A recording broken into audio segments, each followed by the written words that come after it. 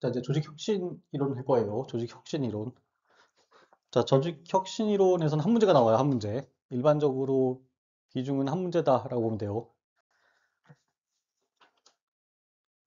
자, 조직 혁신 이론은 총 몇 개가 있냐면 하나, 둘, 셋, 넷, 다섯, 여섯 개 이론이 있어요. 여섯 개. 여섯 개 이론이 골고루 돌아가면서 나와요. 골고루 돌아가면서. 아예 안 나오는 것도 있긴 하지만은 일반적으로 다섯 개, 여섯 개, 하나, 둘, 셋, 넷, 다섯, 여섯 개 이론이 나온다라고 보시면 돼요. 근데 여기서 뭐 우리를 어렵게 하는 건 없어요. 그냥 내용만 알고 있으면은 뭐 시험 문제 푸는 데는 어렵지 않아요. 내용만 알고 있으면은 뭐 여기서는 우리를 애먹이는 게 없다라고 보면 돼요. 이 행정학에서 보면은 우리를 애를 먹이는 파트가 따로 있어요. 그건 나중에 여러분들 설명드릴게요. 자, 첫 번째 이론이 이제 목표 관리 이론이에요. 첫 번째 이론이 조직 혁신 이론 중에. 자, 조직 혁신 이론은 어떤 질문에 답을 하고 있는 이론들을 모아놓은 거냐면, 자, 조직 혁신을 위해서 무엇이 필요하냐? 라고 하는 질문에 답을 하고 있는 이론들을 모아놓은 이론들이 조직 혁신 이론이라고 불러요. 알겠죠? 자, 먼저 첫 번째 이론이 이제 드러커와 맥브루거의 목표 관리 이론. 영어로는 MBO 이론이라고 불러요. 목표 관리 이론, 영어로는 MBO 이론, 이렇게 이 이론이 있어요. 자, MBO 이론은 뭐라고 주장을 하냐면 조직 혁신을 위해서는 자, 참여적 관리, 구체적 목표 설정, 그 다음에 운영상 상호 의존성, 그 다음 평가 및 환류의 강조가 필요하다라고 주장해요. 자, 조직 혁신을 위해서 참여적 관리가 필요하고 구체적 목표 설정이 필요하고 운영상 상호 의존성이 필요하고 평가 및 환류가 필요하다라고 주장을 합니다. 그렇죠? 이게 드러커와 맥구루거의 목표 관리 이론이다라고 보면 돼요. 자, 이렇게 보면은 이게 무슨 내용인지 모르는데 어떻게 보면 되냐면 이렇게 보면 돼요. 자, 제가 MBO가 어떻게 돌아가는지를 설명해 줄게요. 자, 우리가 조직 내에 보면 뭐가 있어요? 최고 경영진이 있어요. 그걸 이제 영어로는 뭐라고 하냐면 CEO라고 하고 탑 매니지먼트라 불러요. 공식 명칭에 탑 매니지먼트라 불러요. 자, 그 다음에 일반적 조직이에요. 그 다음에 이제 밑에 팀이 존재해요. 팀들이 이렇게 존재해요. 알았죠? 자, 팀이 존재해요. 제가 이거를 이제 어떻게 돌아가는지를 설명드리는 거야. 자, 그러면 이제 팀이 있으면은 누가 있어요? 팀장이 있고 팀원이 있겠죠? 팀장과 그 다음에 팀원들이 이렇게 구성되어 있겠죠? 이렇게. 자, 이렇게 돼 있어요. 자, 그럼 어떻게 이게 목표 관리가 이루어지냐면, 현재 이 목표 관리가 어떻게 이루어지냐면, 조직에서 어떻게 이루어지냐면, 자, 탑 매니지먼트하고 팀장하고 어떻게 하냐면, 목표를 결정해요. 목표를. 목표를 결정해요. 되게 재밌죠? 누가 목표를 결정한다? 팀의 목표를 누가 결정한다? 탑 매니지먼트와 팀하고, 그 팀하고는 팀장이겠죠? 목표를 결정해요. 자, 그래서 첫 번째 팀, A팀은 목표를 어떻게 잡냐면 100억이라고 잡아, 100억. 100억을 목표로 잡아요. 알았죠? 잡겠죠? 잡아요. 그러면 이제 이게 목표를 잡아서 운영을 하다 보면 한 해가 다 끝나. 한 해가 다 끝났어요. 그러면 목표를 이 사람들이 만약에 110억을 했어. 매출을 110억 했다고 할게요. 자, 그럼 이 사람들 목표를 달성했어, 안 했어? 했어요. 그럼 이 사람들한테 뭘 줘? 인센티브를 주는 거야. 알았죠? 인센티브를 줘요. 요게 뭐다? 요게 MBO야. 알았죠? 자, 다시. 자, 그 다음에 만약에 100억, 자, B팀이 있어, B팀. B팀이 있어요. B팀은 타임 매니지먼트하고 90억을 하겠다라고 했어요. 90억. 그런데 얘네들이 얼마를 했냐면 80억을 했어요. 목표 달성해서 못했어. 못했죠. 그럼 얘네들은 인센티브를 받을 수 있다, 없다? 없죠. 인사고과는 어떻게 된다? 인사고과는 낮은 고과를 받겠죠. 낮은 고과를 받으면 어떤 일이 벌어져요? 승진을 못해요. 다음 시즌이든 본 시즌이든 승진 못해요. 알겠죠? 이런 일이 벌어져요. 자, 그럼 볼게요. 요렇게 돌아가는 게 뭐다? MBO다라는 거예요. 자, 참여적 관리라고 하는 말 있죠. 첫 번째. 뭐가 참여적 관리야? 누가 참여해? 네? 팀, 참여적 관리. 관리는 탑 매니지먼트 거야. 참여적 관리야. 참여를 시켜서 관리하는 거잖아. 누가 참여해? 팀이 참여하지. 맞죠? 딱 떨어지죠? 자, 그 다음에 구체적 목표 설정. 했어요, 안 했어요? 했지? 뭐야? 뭐가 구체적 목표야?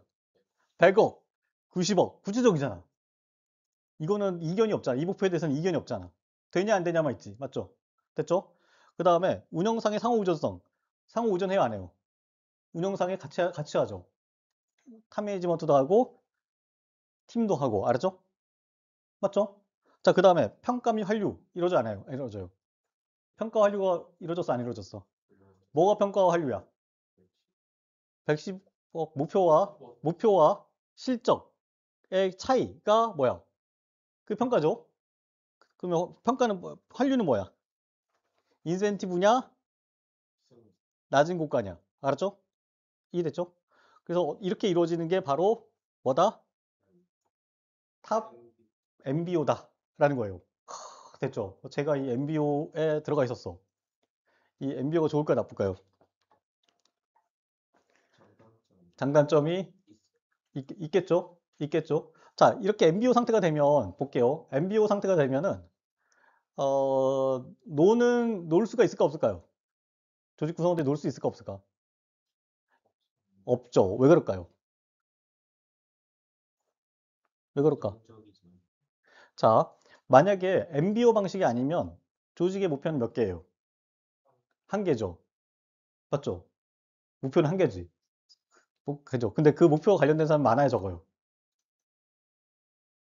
많겠죠. 그 안에 무임승차 있어 없어? 있겠죠. 근데 목표가 많아지면 무임승차자가 줄어들어요. 무임승차가 적다는 얘기는 놀고 먹는 거는 불가능하다야. 알았죠? 됐죠? 그 메커니즘대로 돌아간다라고 보면 돼요. 자, 놀고 먹는 게 불가능하면 조직 학교 세단의 맛이 날까 안 날까요? 안 나요.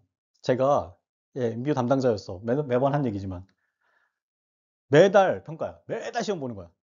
매달 매출 얼마냐, 영업이익 얼마냐, 매달 시험 봐. 자, 매달 시험 보면 괜찮지.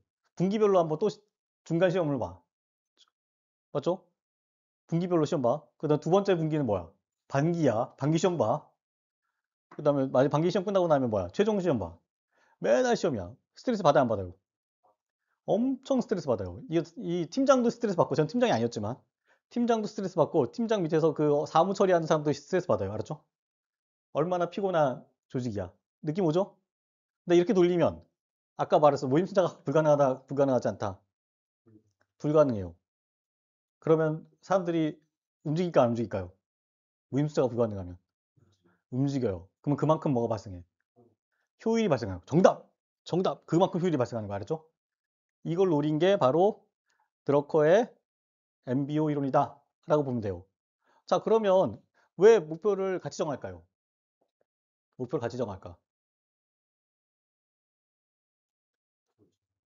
조직 목표를 왜 팀의 각 목표를 같이 각 팀원 기존에는 목표를 만약에 각 팀별로 목표를 준다고 할 경우에 탑 매니지먼트가 그냥 목표 줘도 되잖아.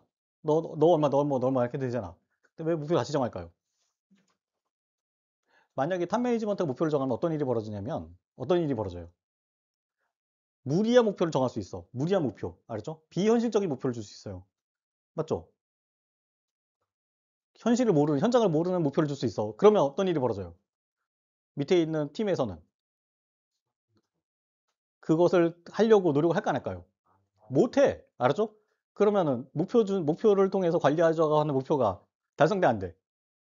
안 되는 거야. 알았죠? 교묘하게 아주 치밀하게 만들어진 설계예요. 알았죠? 이 MBO가 광풍을 일으켜요. 경영학에서. 알았죠? 이 광풍을 일으켰고 요게 어디로 들어왔다? 행정학으로 들어와서 이걸 어떻게 한번 해볼까 해요. 근데 행정학에서 잘 된다 안 된다? 행정 분야에서 잘 된다 안 된다? 안 돼요. 왜? 행정 분야에서는 왜 잘 안 될까요? 왜 안 될까? 첫 번째, 구체적인 목표가 있다 없다? 행정 분야에서는 구체적인 목표가 없어요. 목표는 있지만 구체적이지 않아. 객관적이지 않아. 왜 그럴까요? 행정에서는 공익을 실현을 목표로 해. 공익은 수치화돼 안 돼? 안 돼서 그래요. 알았죠? 자, 두 번째. 자, 설령 공익이 수치화돼서 구체적 목표를 설정한다고 하더라도 뭐가 안 돼요? 보상을 특별히 구성원한테 환류를 할 수 있어 없어요? 인센티브를 세게 줄 수 있어 없어? 안 되죠. 왜 그럴까? 호봉제? 그렇죠. 계급제야, 계급제. 알았죠? 우리 전체 이 거대한 시스템은 계급제 시스템이야. 계급제 시스템은 뭐냐면 같은 계급에 있는 사람은 같은 대우를 하도록 만들어 놓은 시스템이야. 근데 계급이 같은데 다른 그 사람이 그 어떤 특정 팀이 성과를 냈다고 해서 보수를 주면 계급제가 무너져 안 무너져요? 무너져요. 알았죠? 그런 차원에서 목표 관리가 행정 현장에서는 잘 적용이 안 된다라는 거예요. 알겠죠? 여기까지 이해됐죠? 이- 이해됐어요? 안 됐어요? 이해됐죠? 자, 그래서 이제 만약에 MBO가 나온다. 그러면은 제일 먼저 떠올려야 될 단어는 뭐다? 예? 첫 번째. 목표. 알았죠? 목표. 근데 그것도 구체적 목표. 더 냉정하게 보면 재무적 성과, 재무적 목표. 알았죠? 그거예요. 자, 장점은 아까 말했죠? 조직의 효율성을 제고시킨다라고 했죠? 조직의 효율성이 왜 제고된다고 그랬어요? 이렇게 해놓으면 무임승차가 불가능해. 조직 내에서. 박살내버려. 알았죠? 자, 팀장은 성과를 내야지 자기가 승진하거나 인센티브 받아. 그럼 밑에 있는 애 놀고 있는 거를 볼 거야, 안 볼까요? 못 봐. 안 봐. 박살내. 아주 그냥 괴롭혀. 이게 MBO의 현실이에요. 그것 때문에 효율성이 발생하는 거예요. 자, 그 다음에 조직 내 문제를 인지하기 용이하다. 이건 뭐예요? 이것은 목표와 성과를 비교하기 때문에 조직 내 문제를 인지하기 용이해져요. 아까 목표가 뭐 있었죠? 목표 정하죠? 성과 나죠? 실적 나죠? 아, 그러면 이제 아는 거야, 바로. 아, 이 모자란 놈들이 어디 모여 있는지 알아. 알았죠? 만약에 각 부서별로 그 목표를 안 주면, 각 부서별로 목표를 안 주면, 각 팀별로 목표를 안 주면 어떤 놈들이 놀고 있는지 몰라. 왜냐면 전체 목표 하나밖에 없기 때문에. 전체가 나쁜 놈들이야. 아니면 전체가 잘하거나 전체가 못한 놈밖에 안 돼. 근데 각 부서별로 해놓으면 어디가 삐꾼지 알아내요. 알았죠? 그거예요. 조직의 재구조화라고 해요. 이거는 더 좀 약간 고급적 표현인데 조직 목표와 개인의 목표를 통합시켜 버려요. 맞죠? 자, 조직의 목표는 뭐야? 조직의 목표는 뭐예요? 정답! 100억, 100억, 100억, 100억. A팀한테는 100억이 목표야. 알았죠? 그럼 얘들도 목표가 뭐야? 100억이 되는 거야. 알았죠? 뭐 때문에 이 100억이 자기 목표가 되는 거야? 조직 구성원들의 목표가 되는 거야. 이 100억이. 뭐 때문에 이 조직의 목표가 개인의 목표가 돼요? 아이씨, 지금, 이 인센티브 때문에 그래요.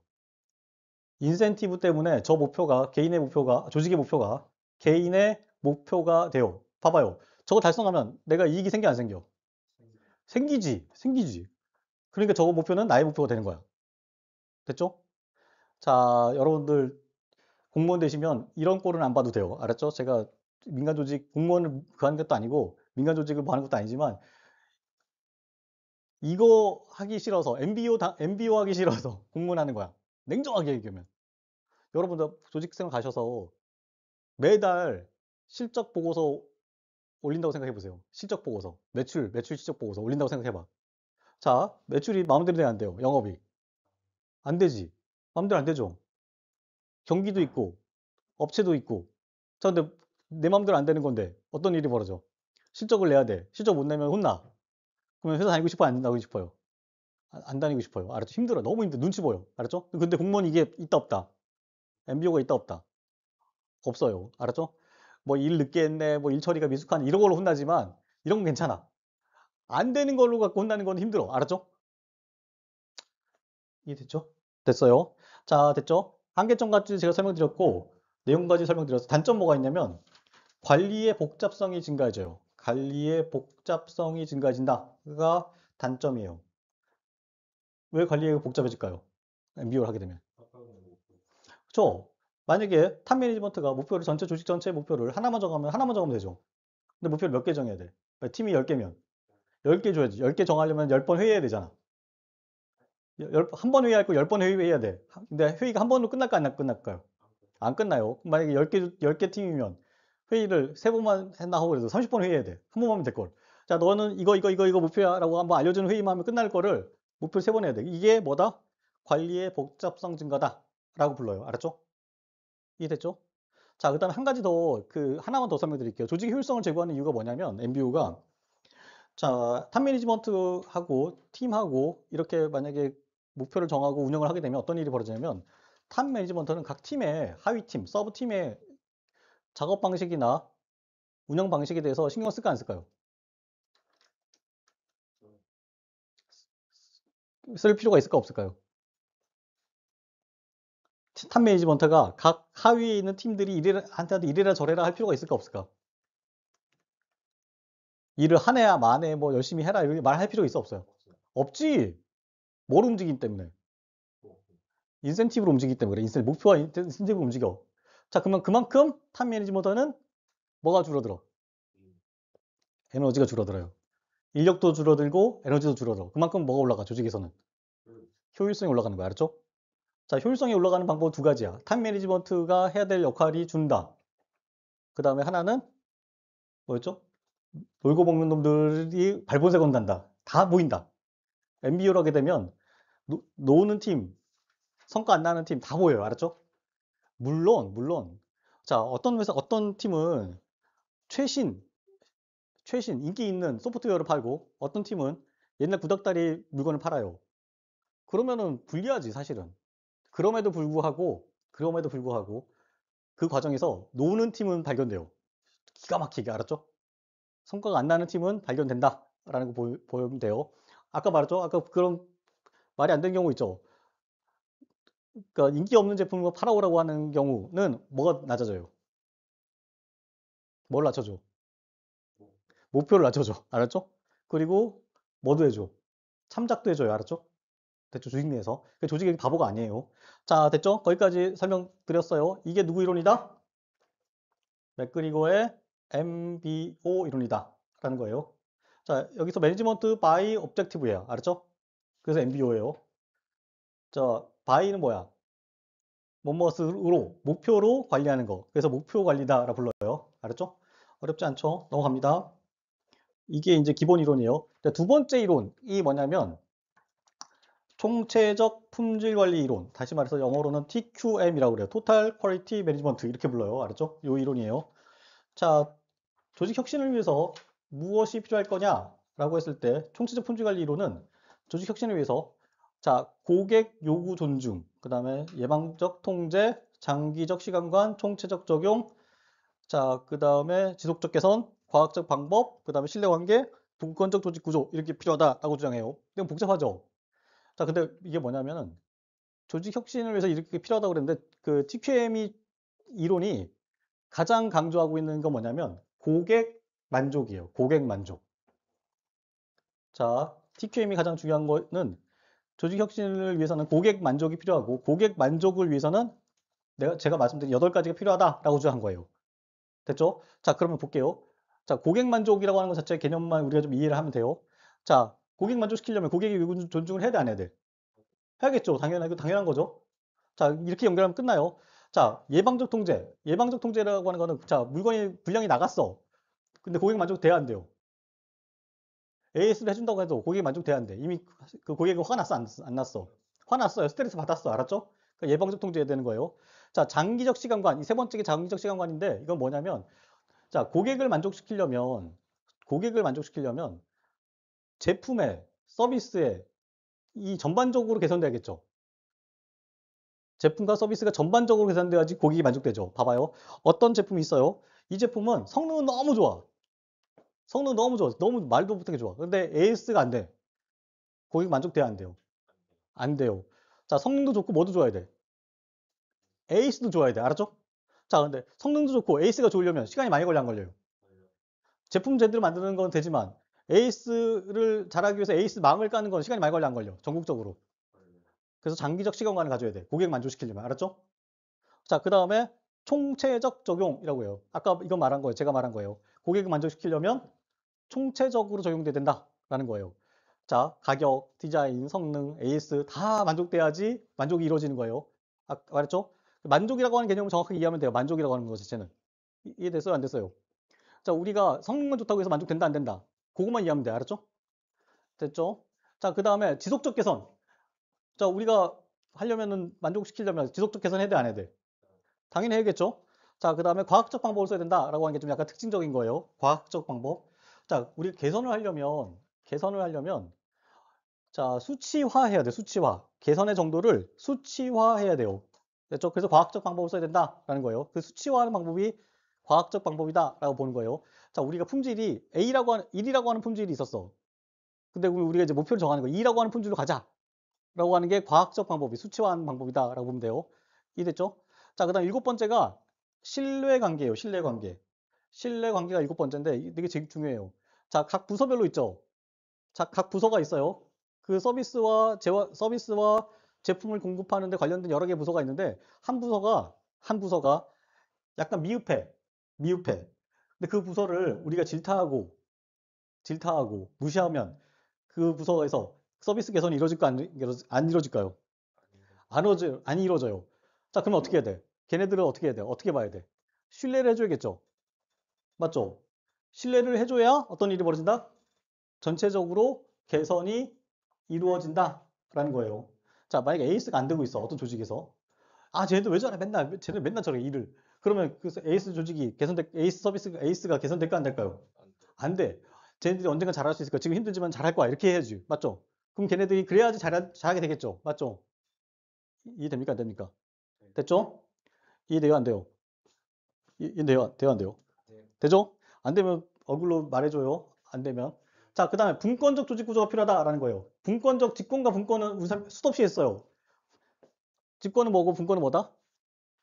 권한을 집중돼 있는 거. 알았죠? 이게 직권이야. 분권은 나눠져 있는 거예요. 자, 이거는 쉽게 보면은 돈을 쓸 수 있는 권한이야. 알았죠? 직권화돼 있다는 거는 모든 돈의 1원까지도 누구한테 허락받아야 된다? 탑 매니지먼트, CEO의 허락을 받아야 되는 거는 직권화돼 있다라고 그러고, 자, 밑에 있는 말단에 있는 직원도 자기가 돈을 막 쓸 수 있다. 돈을 쓸 수 있다. 지출할 수 있다. 자기 판단에 의해서 이것을 분권화돼 있다라고 해요. 알았죠? 그럼 결과적으로 총체적 품질 관리하려면 뭐가 필요하다? 분권적 조직 구조가 필요하다라고 했는데 왜 그럴까요? 자, 개선을 하려고 그러면 어떻게 돼? 각 부서마다 부문별로 개선을 필요하려면 스스로 판단하고 스스로 지출할 수 있어야겠죠. 맞죠? 그러려면 뭐가 필요해? 분권이 필요한 거예요. 돈이 필요한 게 아니고 분권이 필요한 거야. 알았죠? 돈 당연히 필요하지. 알았죠? 스스로 판단하고 스스로 개선하려면 뭐가 필요해? 권한이 필요한 거지. 알았죠? 그래서 분권적 조직 구조가 필요하다라고 해요. 알겠죠? 자, 그래서 총 몇 가지냐면 총 8가지야. 저 8가지는 무엇을 위해서 필요한 거다? 네? 고객 만족을 위해서 필요한 거다. 알았죠? 고객 만족을 위해서 저 8가지가 필요하다라고 하는 거예요. 자, 고객 만족하려면 서비스가 개선돼야 돼요. 근데 개선돼야 되는데 수치화돼 있지 않으면 개선이 이루어졌는지 안 이루어졌는지 알 수 있어 없어? 없어요. 알았죠? 자, 저기서 사용하는 게 뭐냐면 이제 불량률 개념을 사용해. 불량률 개념이라고 하는 걸 사용해요. 불량률 개념이 어디서 오는 거냐면 통계에서 와요. 통계. 그게 과학적 방법이야. 알았죠? 그렇게 보시면 돼요. 자, 이렇게 연결해서 보시면 됩니다. 이게 사례가 뭐냐면 1920년대 미국에서 최초로 등장했어요. 미국에서 최초로 등장했고, 자, 2차 세계대전 이후에 일본에서 이걸 도입했어요. 알죠? 일본에서 도입해서 일본에서 적용하고 있다가 다시 미국에서 1980년대에 다시 일본으로 넘어갔던 것을 다시 수입해. 그리고 우리나라도 이거를 적용해요. 현재. 됐죠? 자, 이걸 가장 잘한 회사가 어디일까요? 우리나라에서.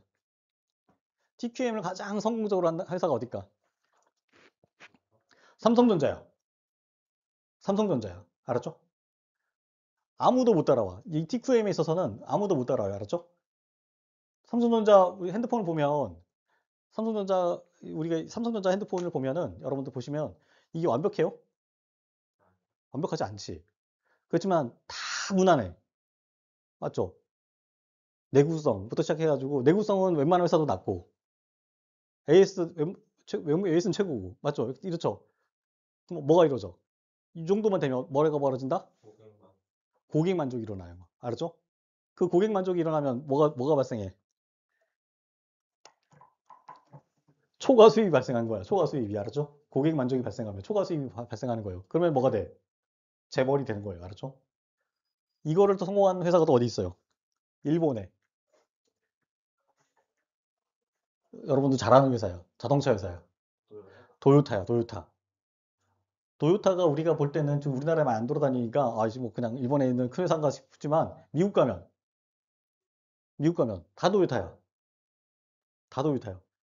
미국 사람들이 바볼까요? 아니겠죠. 고객 만족을 한 거야. 알았죠? 무엇을 통해서? TQM을 통해서. 알았죠? TQM을 통해서 한 거예요. 이해됐죠? 자, 그래서 만약에 여러분도 나중에 공무원이 됐어요. 공무원이 돼서 여러분 부서를 운영할 때 TQM 관점에서 좀 보셔야 돼. 민원을 처리할 때 있어서 TQM 관점에서 접근할 필요가 있어요. 알았죠? 시간도 맞춰야 되고 품질도 좋아야 되고. 알았죠? 근데 그러려면 그냥 단기적으로 보면 돼, 안 돼? 안 돼요. 장기적으로 보고 그걸 다 개선하려고 작전을 세워놔야 돼. 알았죠? 요게 TQM이다 라고 보시면 돼요. 자, 한계점이 뭐가 있냐면, 자, 직권화된 투입 중심의 공공부문 조직에서는 비효과적이다 라고 하는 한계점이 있어요. 이게 이론 적용이 안 된다는 거야. 어디서? 직권화된 투입 중심의 공공부문. 알았죠? 투입 중심에 직권화돼 있다고 그러면 누가 의사결정한다? 중앙에서 중앙 상급자들이 한다고 그랬죠. 알았죠? 자, 그런 상태에서는 총체적 품질 관리 TQM이 잘 적용되지 않는다라는 거예요. 자, TQM이 잘 되려면 어떻게 된다? 누가 해야 된다? 의사결정을? 밑에서. 알았죠? 부분에서 현장에서 해야 된다는 거야. 근데 중앙에서 하는 경우에는 TQM 적용할 수 있다 없다? 안 돼요. 안 맞아. 매칭이 안 돼요. 그렇게 보시면 돼요. 자, 이해 됐죠? 다들 이해됐죠? 이게 TQM이에요. 자, 그 TQM이라고 하면은 떠올려야 될 단어가 뭐다? 고객 만족만 떠올리면 돼. 고객 만족만. 고객 만족만 떠올리면 저 어떤 문제가 나와도 다 풀 수 있어요. 알았죠? 다 풀 수 있어. 저 어떤 것도 판단할 수 있어. 존중, 요구 존중, 예방적 통제, 장기적 시간과 총체적 적이 다 판단돼. 알았죠? 아닌 게 눈에 보여요. 됐죠? 자, 됐고 여기까지 해서 TQM까지 했어요. 자, 제가 좀 시간이 없어서 빨리빨리 하고 있어요. 자, 그다음에 이제 세 번째 이론이 그 유명한 조직 발전 이론이에요. 이것을 영어로는 OOD라고 그래요. Organization D는 뭘까요? Development겠죠? 자, Organization Development예요. 자, 얘들은 조직의 혁신을 위해서는 무엇이 필요할 거냐? 라고 했을 때 이렇게 주장해요. 조직 혁신을 위해서는 구성원에 뭐가 필요하다? 행태 변화가 필요하다라고 했어요. 행태 변화. 행태 변화를 위해서는 감수성 훈련, 팀빌딩, 관리망 훈련, 태도 조사 및 환류가 필요합니다. 라고 주장해요. 자, 감수성 훈련, 팀빌딩, 관리망 훈련, 태도 조사 및 환류가 필요하다라고 주장해요. 됐죠? 요게 조직 발전 이론이다라고 보면 돼요. 자, 조직 발전 이론은 조직 혁신을 위해서, 조직의 효율을 높이기 위해서, 조직의 성과를 높이기 위해서 뭐가 필요하다? 조직 구성원에 뭐가 필요하다? 행태 변화가 필요하다. 알죠? 그리고 나서 필요한 것들이 한 네 가지 정도 된다라고 주장하는 이론이다라고 보시면 돼요. 자, 그러면 우리가 이제 하나씩 볼게요. 자, 감수성 훈련부터 볼게요. 감수성 훈련. 자, 감수성 훈련은 정의가 어떻게 되냐면, 자, 격리된 장소에서 그 다음에 훈련 집단 내에 비정형적 체험을 제공해요. 비정형적 체험. 자, 비정형적 체험을 제공해요. 정형적 체험이라고 하는 거는 우리가 일반적으로 알고 있는 것들이겠죠. 그래서 상식에 맞는 것들, 뭐 우리가 일상적으로 경험하는 것들, 이런 것들이 정형적 체험이고, 비정형적 체험은 그런 것들에서 벗어나는 것들을 비정형적 체험이라고 해요. 이걸 제공해서 자기와 타인에 대한 이해를 유도하는 것을 감수성 훈련이라고 불러요. 감수성 훈련. 됐죠? 자, 감수성 훈련의 조건은 뭐다? 첫 번째 조건은 뭐다? 격리된 장소에서. 알았죠? 그 다음에 비정형적 체험을 제공한다. 알았죠? 근데 기대하는 것보다 자기와 타인에 대한 이해를 유도시키는 거다. 알았죠? 자, 이렇게 이루어지면 뭐가 이루어질까요? 이해를 해버려. 조직 구성원들은 상대편이 이해가 되면, 감수성 훈련에서 상대편이 이해가 되면 어떤 효과가 있을까요? 자, 어떤 일이 있을까요? 오! 갈등이 완화돼요. 갈등이 완화돼. 자, 갈등이 효율일까 비효율일까요? 1차적으로는. 비효율이지. 자, 프로세스가 진행돼야 돼. 진행돼야지 효율이죠. 근데 막 갈등하고 있으면 프로세스가 진행이 늦어져 안 늦어져? 그만큼 뭐야? 비효율이야. 알았죠? 민간 조직에서는 하루가 중요해. 하루 이틀이 중요해. 맞죠? 근데 만약에 갈등해서 팀장하고 팀원하고 싸워. 둘이 뭐 티격태격해. 그다음 술 한잔 먹고 술 먹고 풀자 이러면 며칠 지나가. 며칠 지나가죠. 알았죠? 근데 만약에 감수성 훈련에서 상호 이해가 되면 어떤 일이 벌어져? 팀장이 말한 것이 이해가 될까 안 될까요? 이해가 돼. 그러면 어떻게 돼요? 일이 처리가 갈등이 완화되고 어떤 일이 벌어져? 일 처리가 빨라져요. 그만큼 뭐가 이루어져? 효율이 올라가는 거야. 알았죠? 이렇게 주장하는 이론이 바로 그 유명한 OD 이론이에요. OD 이론. 자, 근데 여러분들이 볼 때 이들 이렇게 하면은 조직의 효율이 올라갈까 안 올라갈까요? 볼 때. 올라가요, 안 올라가요? 올라갈 것 같아요, 안 올라갈 것 같아요? 올라갈 수도 있을 것 같죠? 근데 저도 약간 이전에 조직 생활을 할 때 감수성 훈련을 해본 것 같아요. 감수성 훈련을. 근데 저 감수성 훈련이 매우 창피하다, 안 창피하다? 매우 창피해요. 알았죠? 매우 창피해요. 근데 이거 진짜 재밌는 게 제가 결혼하기 전이었는데 되게 마음에 드는 혹은 호감이 있는 이성 직장 동료와 감수성 훈련에 같이 걸리면 같은 조에 걸리면 민망하다, 안 민망하다? 민망하다. 알았죠? 그 정도까지만 알고 계시면 돼요. 이해됐죠? 이해되죠? 자, 두 번째가 뭐냐면 맥그리거 주장한 팀빌딩이에요. 팀빌딩. 자, 팀빌딩은 10명에서 15명 정도로 되어 있는 조직 구성된 팀에서 문제 해결 과정을 문제를 던져줘요. 그리고 문제 해결을 하는 것을 관찰하고 활용하는 거야. 문제를 던져주고 그 문제를 푸는 과정에서 막 그 안에서 이런 일이 벌어지겠죠. 갈등도 벌어지고 지체도 벌어지고 이런저런 일들이 벌어지고 이벤트가 벌어지겠죠. 그거에 대해서 설명해 주는 거야. 그러면 알아차리는 거지. 아, 내가 어떤 태도로 보이는가를 객관적으로 보게 되는 거야. 알았죠? 요게 팀빌딩이라고 불러요. 팀빌딩. 자, 관리망 훈련.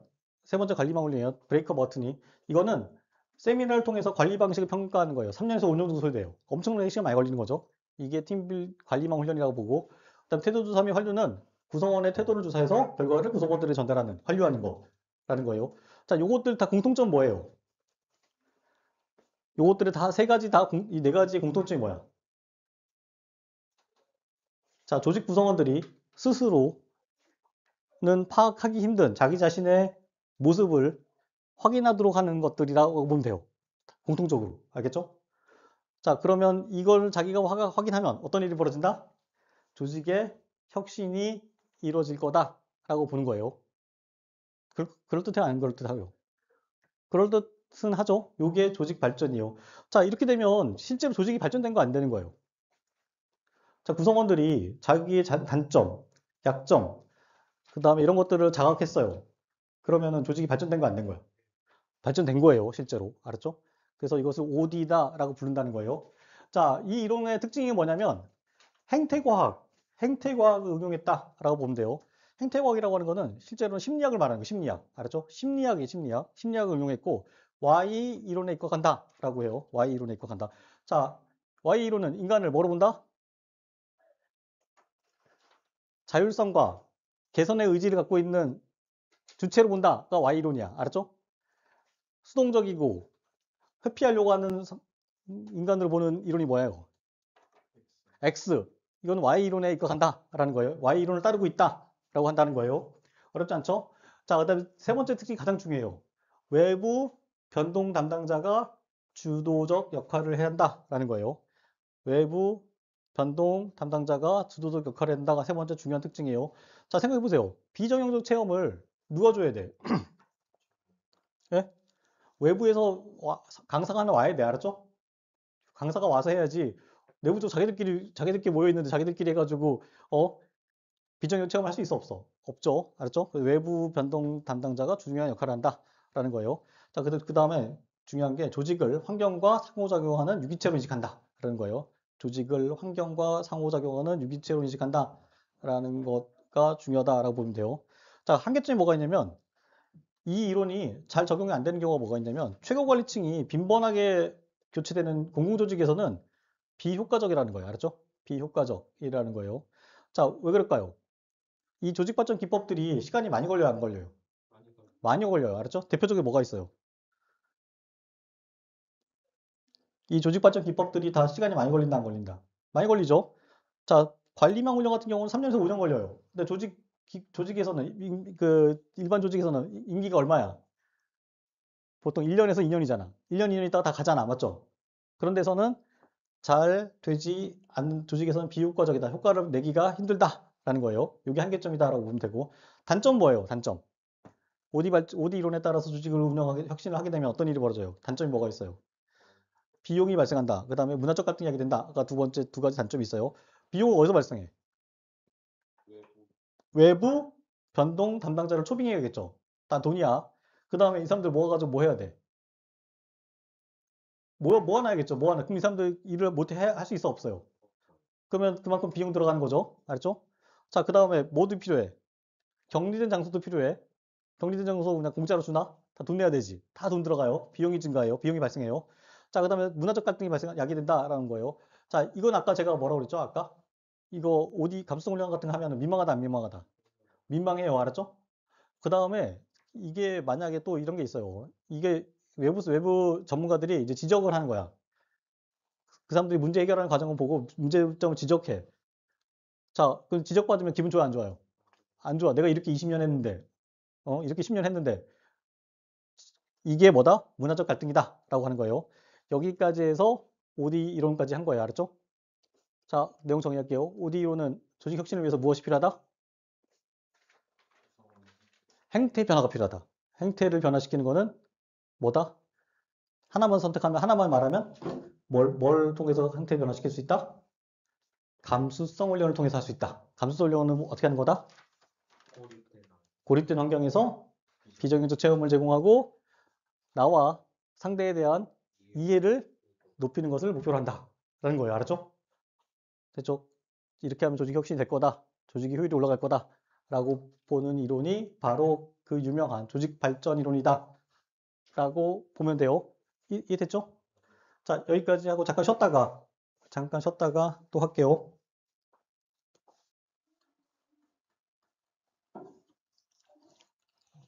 자, 이제 조직 혁신 이론 중에 네 번째 이론이 이제 전략적 관리 이론. 그래서 영어로는 이제 SM 이론이라고 해요. 자, 얘들 같은 경우는 조직 혁신을 위해서는 자, 내부, 외부 환경 분석에 기반한 전략 개발이 필요합니다라고 주장하는 이론이 전략적 관리 이론이다라고 보면 돼요. 근데 이걸 무슨 말인지 약간 느낌이 없죠? 자, 얘네들 같은 경우는 어떻게 뭐라고 주장을 했냐면 그 환경 분석을 잘하면 그 혁신이 발생할 거다라고 본 거예요.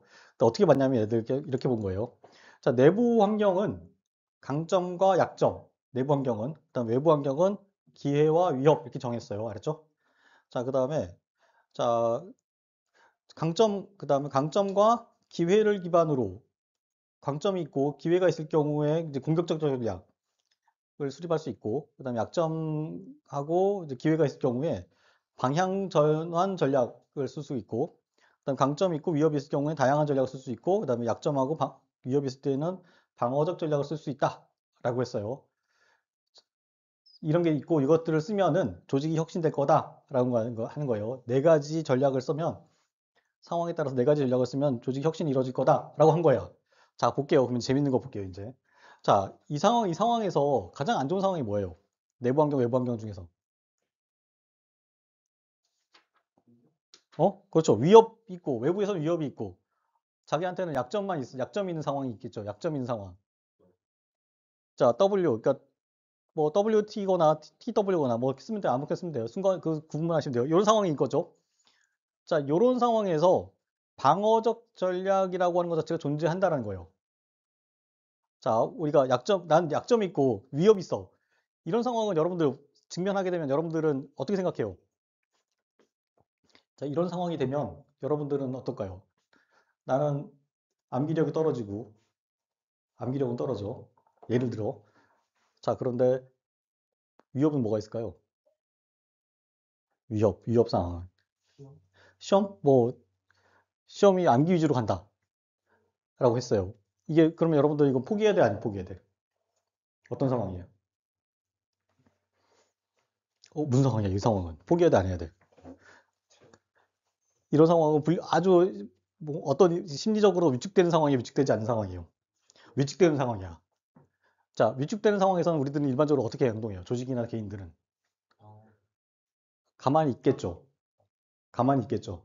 그런데 얘들은 뭐라고 주장하냐면 그런 상황에서도 그것을 극복할 수 있는 뭐 전략이 존재한다라는 거예요. 그런 상황에서 존재한다는 거예요. 그 전략이 뭐냐면 방어적 전략이다라고 불렀어요. 알았죠? 그리고 그 방어적 전략을 사용하게 되면 조직 혁신이 이루어진다는 거예요. 자, 저렇게 약점과 위협 상황에서 가만히 있으면 성과가 나야 안 나와요? 안 나고, 성과가 안 나고 뭐가 나요? 오히려. 손해가 나겠죠, 손해가. 손해가 나겠죠. 그런데 방어적 전략을 쓰게 되면 어떻게 될까요? 늘어나거나, 성과가 늘어나거나, 현상 유지를 하겠죠. 그럼 그만큼 뭐가 늘어나는 거예요? 그럼 그걸 뭐라 불러? 돈이 늘어나는 거를 뭐라 불러요? 효율이 올라가는 거예요. 알았죠? 그럼 효율이 올라가면 조직이 혁신된 거 안 되는 거야? 된 거예요. 알았죠? 다시 말해서 뭘 하면은 예를 들어 그러면 내용을 정리하면 어떻게 하면은 조직이 혁신된다. 조직 효율이 올라간다. 방어적 전략, 내부 환경과 외부 환경 분석을 통해서 전략을 수립하면 조직의 혁신이 이루어진다라고 주장한 이론이 뭐다? 전략적 관리 이론이라는 거예요. 알았죠? 봐봐요. 그럼 볼게요. 자, 강점과 기회 있는 경우에서 난 강점이 있고 기회가 왔어. 이거는 누구나 할 수 있어, 없어요? 이때는 그냥 가는 거죠. 이때는 그냥 가는 거야. 알았죠? 이거는 누구나 할 수 있어요. 알았죠? 누구나 할 수 있어요. 자, 그런데 약점이 있고 위협이 있어. 이런 경우. 그 다음에 약점 있고 강점 있는데 위협이 왔다. 이런 경우도 뭐 방법이 있다? 그것을 타개할 방법이 존재한다라고 설명해 주는 이론이다라고 보시면 돼요. 이해되죠? 됐죠? 자, 그래서 여러분들 이제 컨설팅 회사에 가보면 세계적인 회사들에 가보면 예전에 저것만 하는 전문가도 있어서 지금 매번 설명드리는 건데 저것만 만들어주는 거예요. 어떤 조직에 가서 이 네 가지 요 공격 전략, 방향 전환 전략, 다양한 전략, 방어적 전략 이 네 가지 전략을 만들어주는 컨설팅이 있어요. 비쌀까요, 쌀까요? 엄청 비싸요. 알았죠? 저 네 개를 써주는 것만 수억이에요. 알았죠? 저런 게 있어요. 저런 서비스 존재한다는 거예요. 알았죠? 이해되죠? 자, 그러면 저 이론을 한마디로 요약하면 뭐예요? 야? 저 이론을 한마디로 정리하면 호랑이한테 잡혀가도 무슨 구멍이 있다? 빠져나올 구멍이 있다 이론이야. 그걸 찾아라라는 거야. 알았죠? 방법이 무조건 있으니까 그 방법 무조건 찾아라. 그러면 조직이 혁신된다. 라고 주장하는 이론이에요. 맞죠? 이해돼요? 네. 이해되죠? 이해되죠? 이해되죠? 되죠? 자, 여기까지가 SM 이론이다. 라고 보면 돼요. 자, 그래서 여러분들 이제 이거는 포인트가 뭐냐면 자, 강점 기회는 공격적이다. 이거는 그냥 우리가 하는 거야. 너무 좋은 상황이야. 아주 뭐 그냥 가면 되는 거야. 알았죠? 근데 약점과 위협이 있는 상황이 존재하고 그런 상황에서는 방어적 전략이 존재한다는 거예요. 저걸 찾아야 된다는 거예요. 알았죠? 그 이름이 방어적 전략이라는 것만 기억하고 계시면 돼요. 알았죠? 나머지는 방향전환, 다양한 전략. 이건 여러분들 머릿속에 그냥 챙겨서 알고 계시면 돼요. 자, 여기까지 해서 SM 이론이에요. 자, 그 다음에 이제 시험 문제 출제가 빈도가 좀 높은 그 BSC 이론이에요. 그 균형 성과 관리 이론을 할 거예요. 균형 성과 관리 이론. 자, 얘네들 같은 경우는 조직 혁신을 위해서 네 가지가 필요하다고 주장해요. 네 가지. 조직 혁신을 위해서 네 가지가 필요하다라고 주장하는 이론이 바로 균형 성과 관리 이론이다라고 보면 돼요. 자, 얘들은 뭐라고 주장을 했냐면 이거를 첫 번째 조직 혁신을 위해서는 재무적 성과가 필요하고 두 번째는 고객 성과가 필요하고 세 번째는 내부 프로세스 성과, 네 번째는 학습과 성장 성과가 필요하다라고 주장한 거예요. 근데 이거 이렇게 보면 이해가 잘 안 돼. 알았죠? 자, 다시 보면 이걸 우리가 이해하기 쉽게 좀 내용을 정리하면은 균형 성과 관리 이론은 조직의 혁신을 위해서는 재무적 성과를 평가해야 되고 고객 성과를 평가하고 내부 프로세스 성과를 평가하고 학습과 성장 성과를 평가를 하면 조직이 혁신될 거다라고 주장하는 거예요. 됐죠? 자, 몇 가지를 평가해야 된다? 네 가지를 평가해야 된다라는 거예요. 자, 쉽게 말하면 이제 고객 그럼 재무적 성과란 뭘 말하는 거냐면 매출, 이익 같은 것들을 이제 재무적 성과라고 그래요. 그다음 고객 성과는 고객의 만족 정도 이것들을 고객 성과라고 하고 내부 프로세스 성과는 뭐냐면 업무 처리의 효율화는 거예요. 업무 처리의 효율화. 자, 업무 처리 효율화가 되면은 거기에 대해서 평가를 해주는 거야. 알았죠? 거기에 점수를 주고 거기에 대해서 보상을 해주는 거예요. 자, 그 다음에 변화에 대한 대응을 위한 역량을 개발했다. 그러면은 이게 학습과 성장 성과고 여기에 대해서 평가를 하고 여기에 대해서 뭘 해주면 인센티브를 주거나 보상을 해주면 조직이 혁신될 거다라고 주장하는 거예요. 이게 뭐다? BSC 이론이에요. 알겠죠? 자, 그럼 여기서 이제 우리가 하나 이해될 게 있어요. 자, 요 이론은 어떤 이론, 앞에서 공부한 우리 이론 중에 어떤 이론을 그한 걸까요? 발전시킨 걸까요? MBO? 자신 있어요? MBO 확실해요? 자, MBO예요, 아니에요? MBO. MBO예요, MBO. 자, MBO는 이 네 가지 성과 평가 중에 뭐만 평가한 거예요?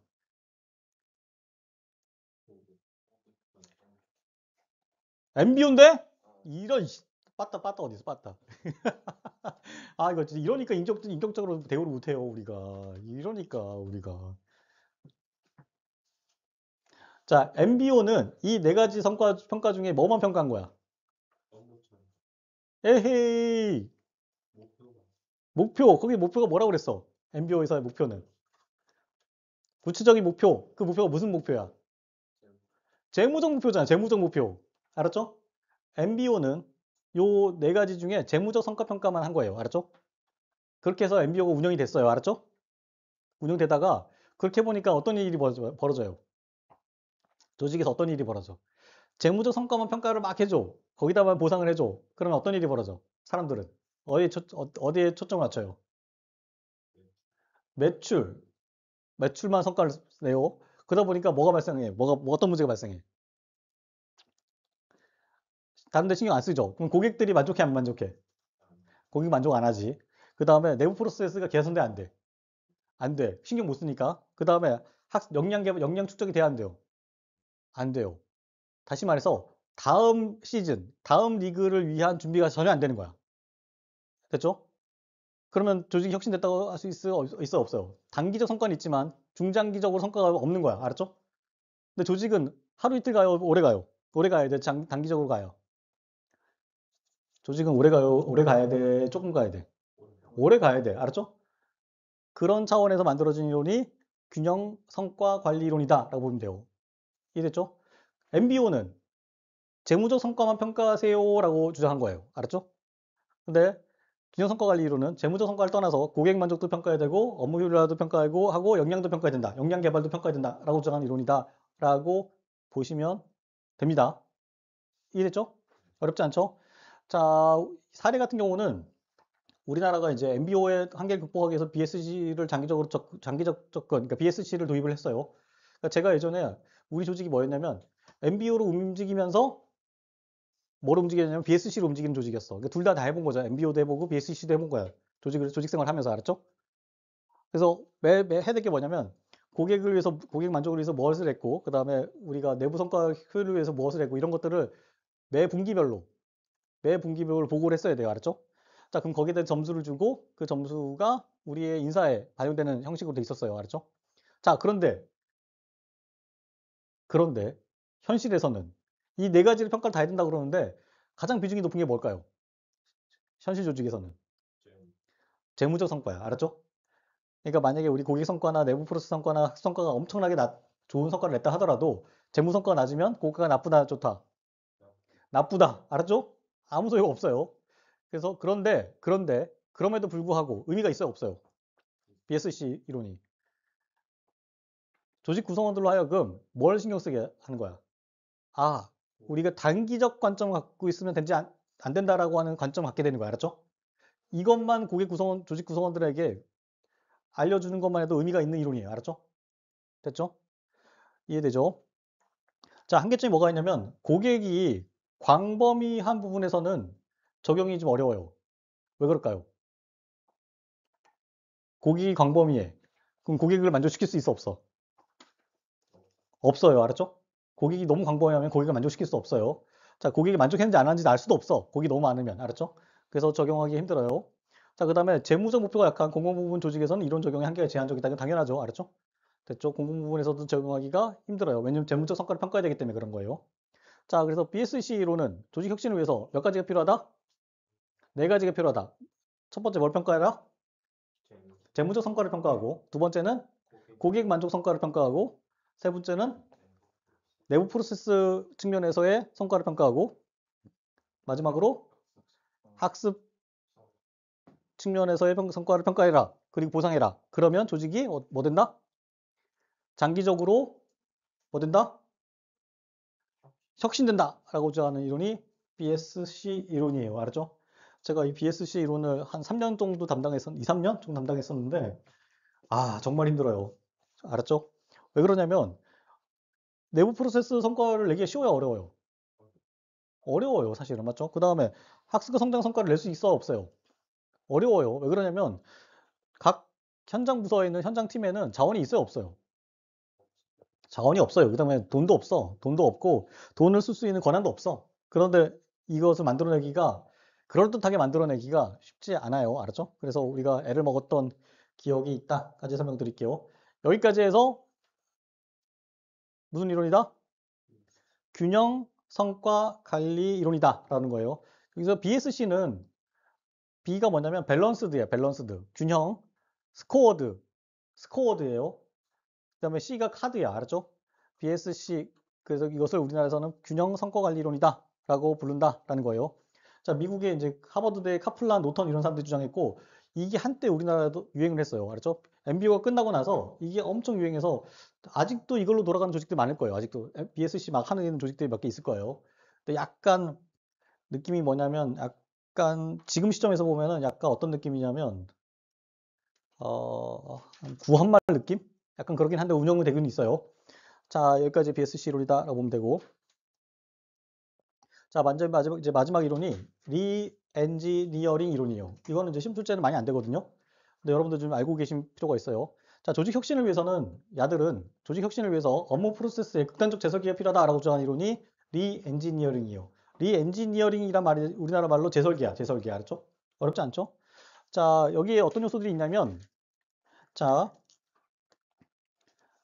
고객이나 절차 중심으로 조직을 형성해야 된다라는 거예요. 기능이 아니라 고객, 그 다음에 절차 중심으로 조직을 형성해야 된다라는 거예요. 근데 일반적으로는 우리나라 조직들은 다 어떻게 구성돼 있어요? 기능별로 돼 있어요. 뭐 인사, 그 다음, 뭐 생산부, 이렇게 돼 있죠. 이렇게 돼 있는데 그렇게 하지 말고 휴대폰이면 휴대폰, 이렇게, 알았죠? 제품별로 이렇게 하자는 거예요. 그 다음에 연속적 업무의 병렬적 진행을 해야 된다라고 주장을 해요. 자, 이거는 연속적 업무를 병렬적으로 진행한다는 얘기는 자, 병렬이라고 하는 거는 여러 업무가 한꺼번에 같이 간다는 뜻이에요. 동시대에 동시기에 한 줄이 가는 게 아니고 연속적 업무 한 줄이 가는 게 아니고 여러 줄이 같이 간다는 거예요. 알았죠? 자, 이게 병렬적 진행이다라고 보면 되고 정보에 대해서 이제 수월하게 접근할 수 있도록 해야 되고 자, 고객과 조직의 접촉 공간을 확보해야 되고 그다음에 고객에 대한 서비스를 지속적으로 전달해야 된다. 자동화해야 된다라고 주장하는 이론이 리엔지니어링 이론이에요. 자, 요것을 가능하게 만들었던 게 뭐냐면 뭘까요? 바로 인터넷이에요. 인터넷. 이것을 실제로 구현시켜 놓은 게 인터넷이라고 보면 돼요. 여러분들 우리 프로그램도 있죠. 프로그램도 업데이트 어떻게 돼요?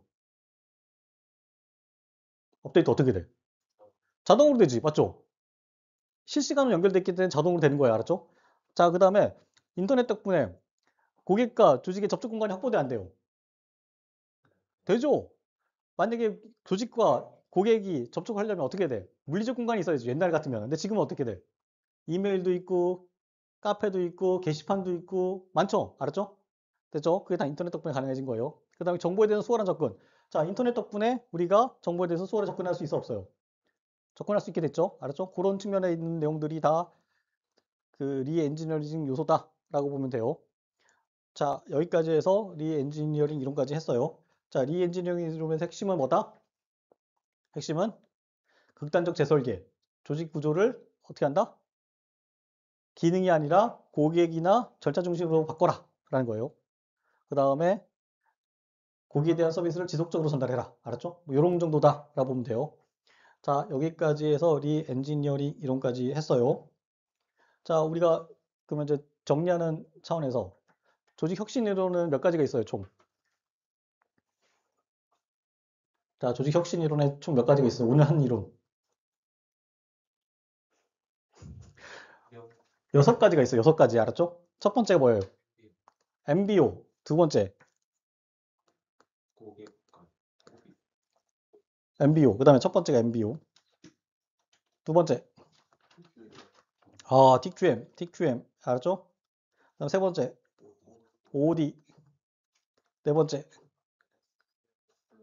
SM. 오케이. 자, 다섯 번째, BSC. 여섯 번째, 리엔지니어링. BRP. 알았죠? 이렇게 있다는 거야. 알았죠? 머릿속에 딱 다 들어오죠? 다 들어오죠? MBO 뭐 해라? 목표. 알았죠? 구체적 목표. 근데 참여적으로 목표 정하라. 알았죠? 그리고 그것을 평가해라.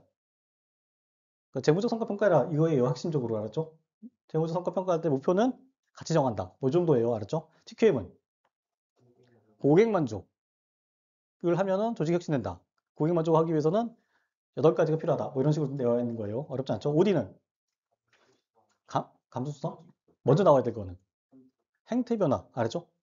조직 구성의 행태를 변화시켜 버리는 거예요. 알았죠? 행태를 변화시키는 거예요. 자, 그다음 SM은 환경 분석을 해라. 환경 분석을 해서 전략을 수립해라. 알았죠? 그 기본적으로는 환경 분석을 하는 거예요. 환경 분석은 내부 환경과 외부 환경을 분석하는 거예요. 알았죠? 어렵지 않죠? 그 다음에 BSC는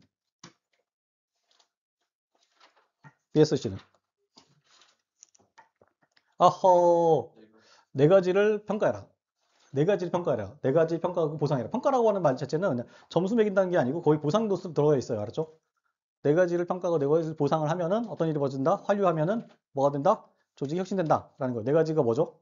재무, 고객, 그 다음에 내부 프로세스, 그 다음 학습. 알았죠? 학습은 조직 역량이에요. 다음 시즌을 위한 역량 개발이에요. 내부 프로세스는 업무 프로세스의 효율화라고 보면 되고. 자, BRP는 어떻게 된다? 재설계해라. 업무 프로세스를 재설계해라. 극단적 재설계해라. 라는 거예요. 여기서 핵심적인 게 뭐다? 기능이 아니라 고객 중심으로 조직을 형성해라. 고객이 뭐예요? 핸드폰 고객. 핸드폰 고객으로 조직을 만들어 버리는 거야. 알았죠? 이렇게 만들어라 라고 하는 거예요. 자, 여기까지 해서 리엔지니어링 이론까지 끝났어요.